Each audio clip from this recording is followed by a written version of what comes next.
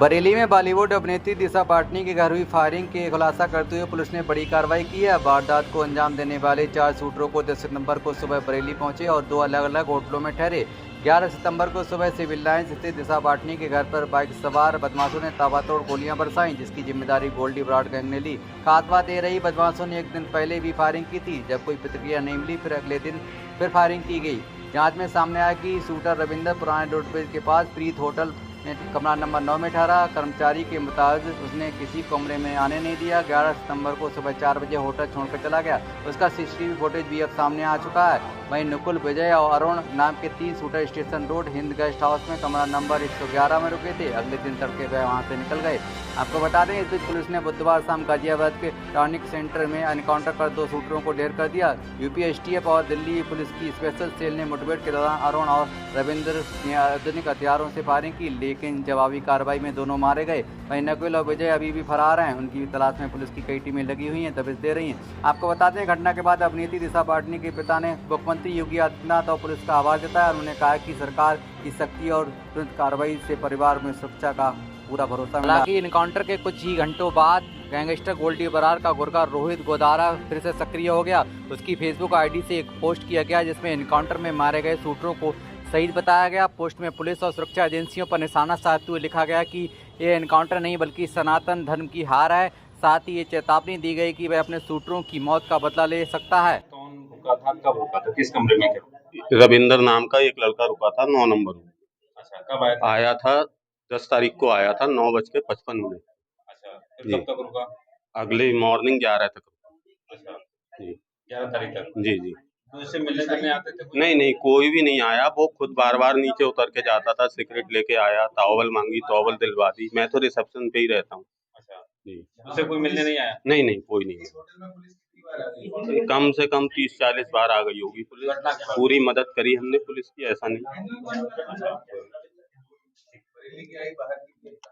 बरेली की थी और किरामगंज वगैरह सारे ही लोग थे। मतलब गुफरान है, मैं यहाँ पे जॉब करता हूँ। मेरा नाम मोहम्मद गुफरान है, मैं यहाँ पे जॉब करता हूँ। क्या है यहाँ पे? मैं मतलब देखा वाली करता हूँ। और वहाँ पे वो 3 लोग रुके थे, जिनका नाम नकुल सिंह, विजय तोमर और अरुण। ये बगावतपुर बागपत के और सोनीपत के रहने वाले थे। इन्होंने 10 तारीख को 10/9/25 को सुबह 7:30 बजे रूम लिया था, जो रूम नंबर है 111। और ये अगले दिन 11/9/25 को सुबह 4 बजे चेकआउट कर गए थे। आपको कब पता लगा इस तरीके के आरोप? ये जब हमारे पास इंक्वायरी करने के लिए सर वगैरह आए, पुलिस स्टेशन से काफ़ी लोग आए थे। हमने उनको सारी चीज़ें डिटेल्स वगैरह बताई, फिर हमें 1-2 दिन बाद पता लगा था। अच्छा, ये बताइए, एक ही रूम में रुके थे? एक ही रूम में रुके थे ये लोग। उनकी बॉडी लैंग्वेज से क्या लग रहा था आपको? क्या मेरे सामने वो हुआ नहीं था, मैंने देखा भी नहीं था उन लोग को। अच्छा, एक सेकंड वो बोल रहे थे क्या नाम है आपका? मेरा नाम मोहम्मद शाहिद है। उनकी बॉडी लैंग्वेज कैसी थी? उन लोगों बॉडी सही थी, बिल्कुल सही से बोल रहे थे। ऐसी कोई हम लोग की समझ में भी नहीं आया ये ऐसा कांड करके जाएंगे, वरना हम लोग देते ही क्यों रूम में। हाँ, ये बताइए कि एक रूम में रुके थे, किस टाइम? एक रूम में रुके थे। कब आए थे ये तीनों ने आईडी दी थी अपनी? तीनों ने आईडी हमने वहाँ दे दी है। तीनों ने आईडी जी हाँ, दे दी थी। क्या दिया था? आधार कार्ड दिया था? आधार कार्ड दिया था। अच्छा, ये बताइए कि जब ये रूम सामान में था इनके पास? सामान कुछ नहीं था। जब ये रूम में आ गए थे तो आप लोग कोई कर्मचारी, कोई वेटर रूम में इन्होंने अंदर जाने दिया? जी नहीं, वो हम उसमें तो कोई सवाल ही नहीं होता है। कोई आदमी रूम ले ले उसके बाद अंदर जाए। और एग्जाम चल रहा था उस टाइम में, एग्जाम हुआ था। क्या कह के रुके थे कि किस काम से आए हैं यहाँ? वो आए थे घूमने के पर्पज से बता रहे थे। अच्छा, जी हाँ।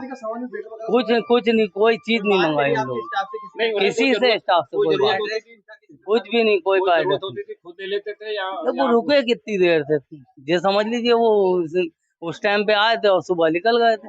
अगले दिन सुबह गए? हाँ, अगले दिन सुबह निकल गए। ना कोई चीज, बिल्कुल खाली रूम था, कोई चीज नहीं थी, कूड़ा तक नहीं था, कोई सामान नहीं। खाने पीने का उन्होंने क्या? खाने कोई दारू कुछ नहीं, कोई दारू नहीं थी, सादे आए थे ऐसी जगह। हुआ है भैया, थोड़ा नीचे। 2 बदमाशों का एनकाउंटर हुआ है, क्या कहेंगे? पाटिल जी, क्या कहना चाहेंगे जिन्होंने आपके घर पे फायरिंग की थी, पुलिस टीम ने उनको ढेर कर दिया? मैं सर्वप्रथम माननीय मुख्यमंत्री उत्तर प्रदेश श्री योगी आदित्यनाथ जी का आभार व्यक्त करता हूं, उनको धन्यवाद देता हूं कि उन्होंने मुझे तथा मेरे परिवार को अभयदान देकर हमें कृतज्ञ किया है। जैसा उन्होंने मुझे भरोसा दिलवाया था, आज उसका उन्होंने एक साकार रूप यहाँ पे दिखाया है। एक भयमुक्त समाज का उन्होंने उनका जो अपना नारा था, जीरो टॉलरेंस, उसको करके उन्होंने दिखाया है। उन्हीं के दिशा निर्देशों पर हमारी पुलिस ने इस कार्य को अंजाम तक पहुंचाया है। जब से माननीय मुख्यमंत्री जी ने इस उत्तर प्रदेश की कमान संभाली है, तब से पूरा प्रदेश आज भयमुक्त है। अमन चैन की एक सांस, अमन चैन से जी रहा है। और आपको मैं यह भी बताना चाहता हूं कि अब कोई भी आपराधिक प्रवृत्ति का जो व्यक्ति है हमारे प्रदेश में या तो जमींदोज हो चुका है या यहाँ से ये प्लान कर गया है। तब से आज तक आपने भी देखा है और पूरा प्रदेश देख रहा है, माननीय मुख्यमंत्री जी ने जो समाज के लिए किया है वो कोई नहीं कर सकता है। आज उनके इस कृत्य के लिए मैं तथा मेरा परिवार सदा उनका ऋणी रहेगा। उनके दिशा निर्देशन में उत्तर प्रदेश पुलिस ने जो कारनामा अंजाम तक पहुंचाया है, मैं अपने डीजीपी श्री राजीव सर का आभार व्यक्त करता हूं। मैं अपने एडीजी श्री अमिताभ यसी का, अपने एडीजी बरेली जोन श्री रमित शर्मा जी का, अपने डीआईजी श्री अजय साहनी जी का, एसएसपी बरेली श्री अनुराग जी और उसकी पूरी टीम का। मुझे मालूम है पिछले 5-6 दिनों से इन सब पुलिस वालों ने सिवाय इस घटना के अलावा कोई अन्य कार्य नहीं किया। रातों दिन, पूरे रात दिन 24 घंटे वो यहाँ पे लगे रहे और जिसका अंजाम आज सब आपको पता चल चुका है। मैं आभार व्यक्त करता हूँ एसटीएफ टीम का, जिन्होंने पूरे भरोसे के साथ हमारे मुख्यमंत्री जी का पूरा भरोसा उन्होंने जीता है और यह कार्रवाई अंजाम तक पहुंचाई। और 2 लोग रह गए, उनके लिए क्या कहेंगे आपके पास? उन्होंने क्या कहा कल आपकी दोबारा से जब बात हुई है? मुख्यमंत्री का जब फोन आया था, उन्होंने मुझे आश्वासन दिलाया है कि जिस तरह की ये घटना घटी है वो शायद उत्तर प्रदेश में फिर से नहीं घटेगी। आप परेशान मत होइएगा, हम आपके।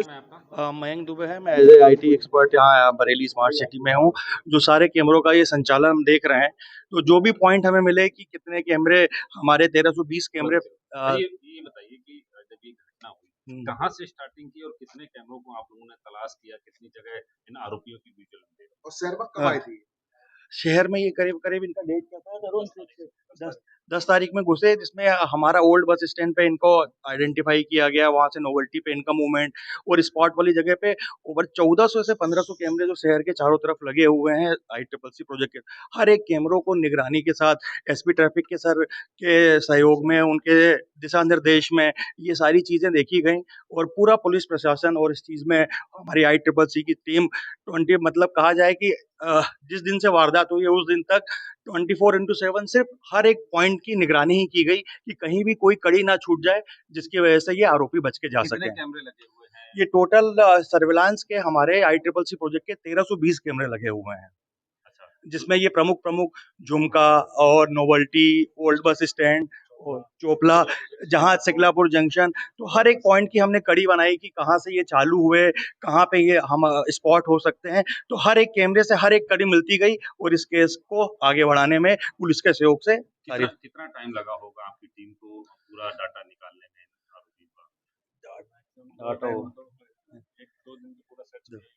कहा जाए तो पूरी टीम ही SP ट्रैफिक सर के साथ, अब मैंने आपको बताया कि पूरे 12 से 14 घंटे वो लगातार यहाँ पे बैठे रहे हमारे साथ ही, वो सब चीजें। तो ये लगातार टीमों का डेडिकेशन ही कहेंगे पुलिस का, जिसकी वजह से इस चीज में सफलता मिल पाए।